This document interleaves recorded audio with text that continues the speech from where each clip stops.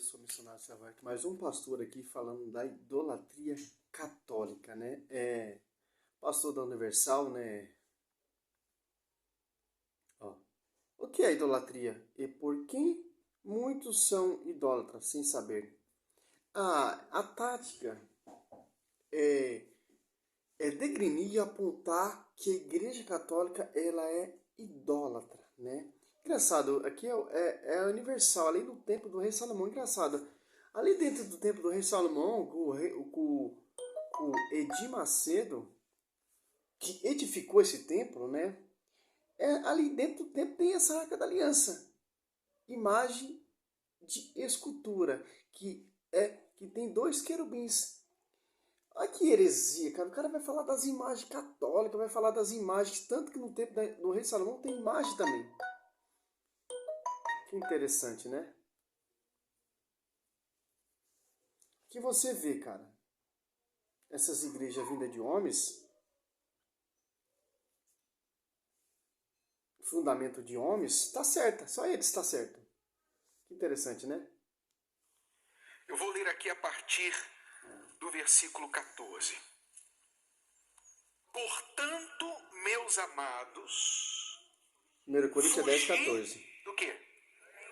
Da idolatria. Então, olha só. Quando você ler a Bíblia, você tem que sempre prestar atenção a quem está falando e para quem essa pessoa está falando. Então, a carta aos Coríntios foi escrita pelo apóstolo Paulo, inspirado pelo Espírito Santo, aos cristãos em Corinto. Corinto, esta cidade ali na Ásia Menor, onde havia uma igreja cristã. Então, era uma igreja. Sim, o apóstolo Paulo, que escreveu essa carta ali em Corinto, alertando a idolatria daquele povo. Sim, o apóstolo Paulo, sim, ele é católico. E a sede ali a comunidade de Corinto era submissa à sede ao pastoreio de Pedro.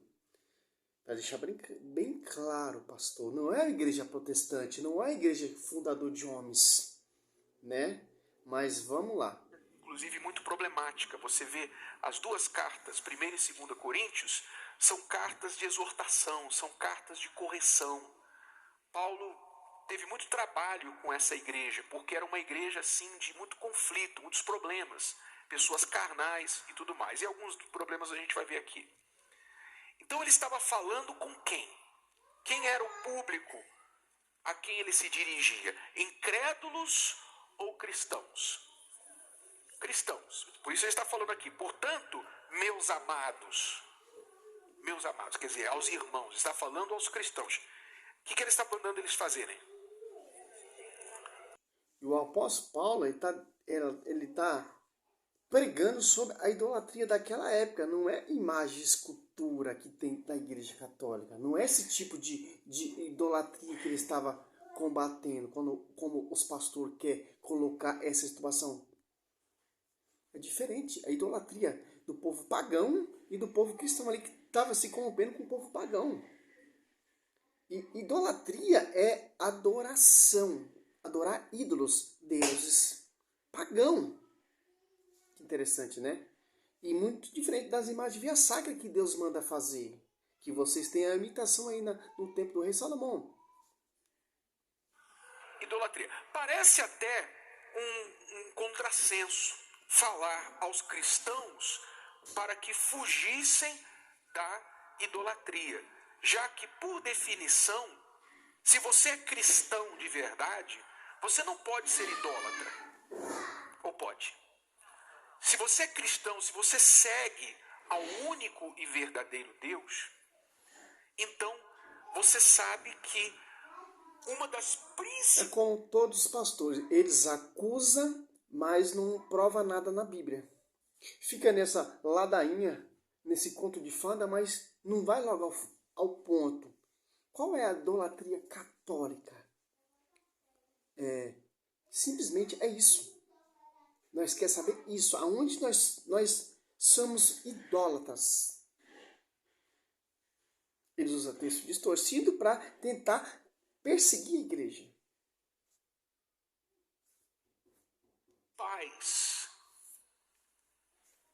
exigências de Deus é a exclusividade da fé. Ou seja, que você não divida a sua fé nele com ninguém, com nada nem ninguém. É como casamento. Você não aceita dividir seu cônjuge com alguém. Você não aceita, vou casar e vou ficar com o meu marido, com a minha esposa de segunda a sexta. Fim de semana eu libero para ficar com outras pessoas. Sua força, os seus recursos, a sua atenção. E isso abre o leque para que praticamente qualquer coisa ou pessoa se torne um ídolo na vida de uma pessoa. Então, por exemplo, quando a gente fala em ídolo, logo pensamos em uma imagem de gesso, de pau, de metal na parede, que é o que a gente está mais acostumado por causa da religião tradicional do nosso país, católico, que né? promove a veneração de imagens. Não é isso? Sim ou não? Quer dizer, as pessoas não leem a Bíblia. As pessoas que aceitam esse tipo de prática, conhecido como idolatria, apesar de que ultimamente eles mudam o termo e falam, não, nós não adoramos as imagens, nós apenas veneramos as imagens. É a mesma coisa. Muda a letra, muda o vocabulário, mas é a mesma coisa. Porque lá nos 10 mandamentos, o primeiro mandamento, que você lê depois lá em Êxodo capítulo 20, o primeiro dos 10 mandamentos diz, não terás outros deuses diante de mim. Não os farás, não os terás. Que interessante, como esses caras são incrédulos, né? A religião tradicional, eles tentam refutar isso assim, tal, etc., que nós não adoramos as imagens, nós veneramos tradicionalmente, mas é imagem de ídolo. A imagem via sacra é a imagem que Deus proibiu, tanto que Êxodo 25:18, Deus mandou fazer essa imagem. E tanto que você tem essa imagem aí no templo do rei Salomão, que jamais será lembrada. Jeremias 3:16. Que interessante, né, pastor? Como você é um incrédulo, né? Você acusa, mas você não prova nada. Tem diferença. Nós veneramos, nós respeitamos, nós honramos as imagens via sacra, que são imagens de servos, de santos. A Bíblia está proibindo imagem de ídolo. Como diz em Coríntios 10:5, que você está pregando aí, quase agora. Falando, não queira distorcer o texto fora do contexto, que muda um i, muda a. Quem muda a Bíblia foi vocês que mudaram a Bíblia. E vocês que se apartaram da tradição, se apartaram do magistério e fundou sua própria igreja. Ainda fundou um templo do rei Salomão, que nem o rei Davi teve a autoridade de construir esse templo. E esse templo foi destruído. Não ficará pedra sobre pedra, que Cristo falou. Edificarei outro templo. Como? Em 3 dias. Que é a igreja que ele fundou lá na cruz, gerada lá na cruz. Tanto vocês, Sila Malafaia, Rodrigo Silva, vocês aí, a Universal, são igreja de homens, vinda de homens. E tanto que a sua igreja aí, a Universal, o Templo do Rei Salomão, é uma igreja cheia de imagem e escultura. Ainda tem o sacerdote Araão. E Edir Macedo ressuscitou o sacerdote araônico. Contrariando a Escritura, contrariando a Bíblia. Contrariana, a profecia de Cristo, o véu foi rasgado, faço nova todas as coisas. Que genialidade de vocês, né? Deus manda fazer imagem. A serpente no deserto, quando Moisés levantava a serpente, o povo era curado. A Arca da Aliança fez minha maravilha na casa de Obededom. 1 Crônica 13:14, ou então segundo Samuel, lá 9:11-12. Interessante. E Josué prostrou diante dessa Arca da Aliança. E o povo marchava com essa Arca da Aliança. Crônica 15:15, ou Josué 6:6, Josué 7:6. Josué, o Senhor prostrou diante dessa Arca da Aliança. Diante de imagem, via sacra. Olha só que interessante. É simples distorcer essas pregações suas. Porque é sempre a mesma coisa. É sempre a mesma ladainha. Mesmo conto de fada.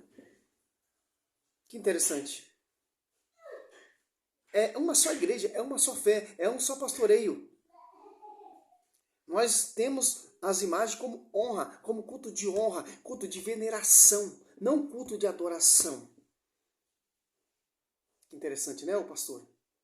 Esse pastor aí, ele é vai ser o herdeiro de Macedo, né? Que vai herder a sucessão dele ali daquela igreja fundamento de homens, né? Simplesmente.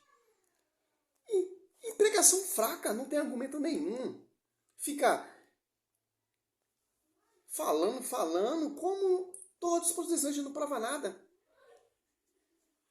Não os farás, não os terás, não te curvarás a eles. Não farás imagens de escultura, nem semelhança alguma do que há no céu, ou na terra, ou debaixo da terra. Eu sou o único Deus.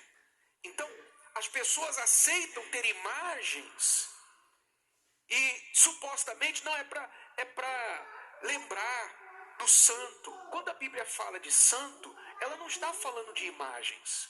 Quando você lê na Bíblia santos, a Bíblia se refere como santos os cristãos, que eram pessoas vivas.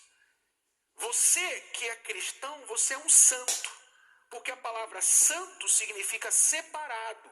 Não significa uma pessoa com uma auréola aqui, ó, vestidinha de branco, de branquinho, com um anjinho com uma asinha atrás e uma auréola aqui, ó. Sou um santo. Não é isso que é santo. Santo, no sentido bíblico, é uma pessoa que se separou do mundo, se separou das formas mundanas para viver para Deus. Quer dizer, viver separado. O cristão vive separado do mundo. Não é assim? Se você é cristão, você não se mistura com o comportamento do mundo. Interessante, né, meu? Que teologia fraca, né? Então joga essa arca da aliança aí fora, que tá dentro do templo do rei Salomão, cara. Santo, o que é santo? Não é imagem e tal. É o santo que diz o quê? Que lembra que chegaram à perfeição. A igreja venera como isso. As imagens, uma imagem via sacra com a imagem de um padroeiro, que são os santos que chegaram à perfeição. Vai dizer que para a igreja confirmar uma santidade de uma pessoa, ela estuda a vida da pessoa toda, cara, para canonizar, né? Olha só que interessante, ó. Que argumento fraco, né? Eu vou fazer outro vídeo porque eu tô sem tempo, já tô indo no trabalho daqui a pouco, mas já é amplo para a gente entender a visão desse sucessor de Macedo, né? Hebreus, ó.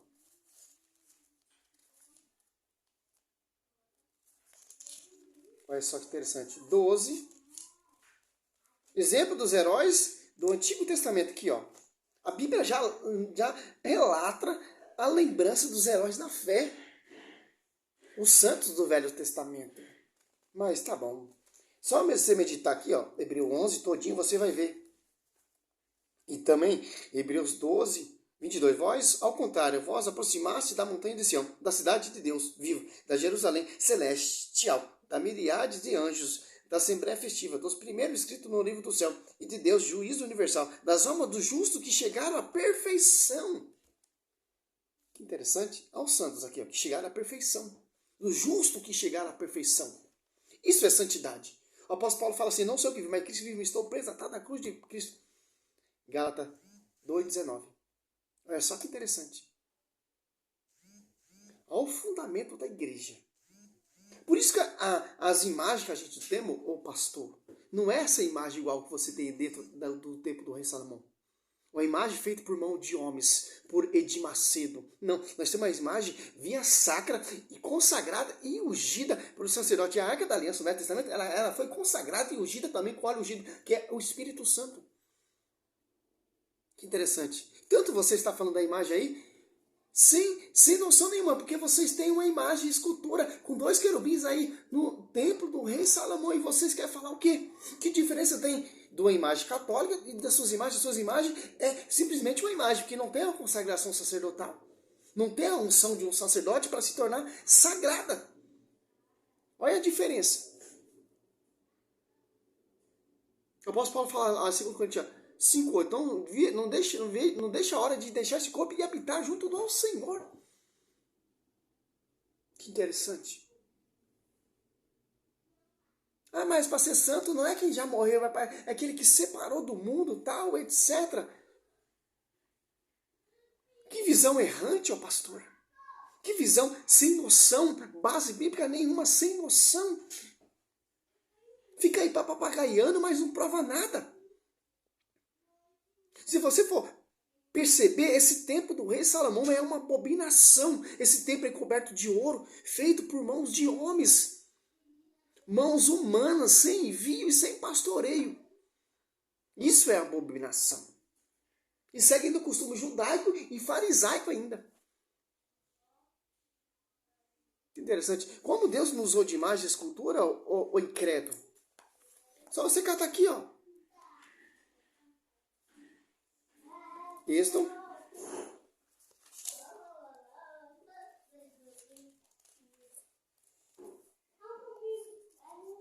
25:18, ó. Fará 2 querubins de ouro, fará de ouro batido nas duas determinadas, um de um lado, outro do outro lado, mais ainda para humilhar. 1 Reis 6, do 22, 35, ou Ezequiel 41, 17 até o 26. O templo cheio de imagem e cultura, tanto por dentro e tanto por fora, muito diferente desse templo que o rei Salomão, esse Edir Macedo, fundou.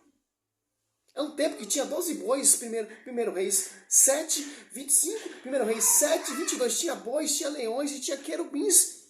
Tanto por dentro e tanto por fora, era praticamente bordado, desenhado. O tabernáculo ali, Êxodo 26:1, tinha querubins desenhados no véu do tabernáculo.